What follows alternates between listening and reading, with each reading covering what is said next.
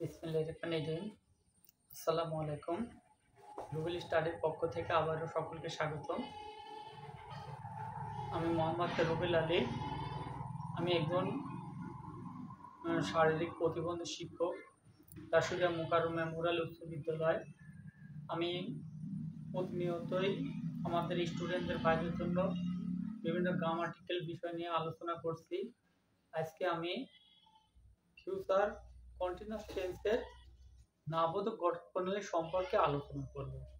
তাহলে future continuous টেন্সের নামবোধক বাংলা বাক্যকে আমরা কিভাবে ইংরেজিতে রূপান্তরিত করব এই বিষয় নিয়ে আজকে স্টুডেন্টদের সাথে আলোচনা করব।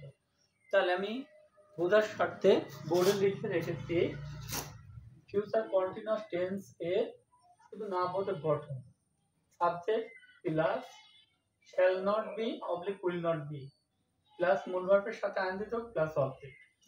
তাহলে আমি উদাহরণ লিখে রেখেছি যে সে কাজটি করিতে থাকিবে না। তাহলে এখানে সাবজেক্ট আমরা কি বসাতে পারি? সে, সের ক্ষেত্রে আমরা হি। এবার ই থার্ড পারসন, সেক্ষেত্রে উইল নট বি। মূল ভার্বের সাথে আইএনজি যোগ করব, মূল ভার্ব ডু, ডুর সাথে আইএনজি যোগ, ডুইং দা ওয়ার্ক।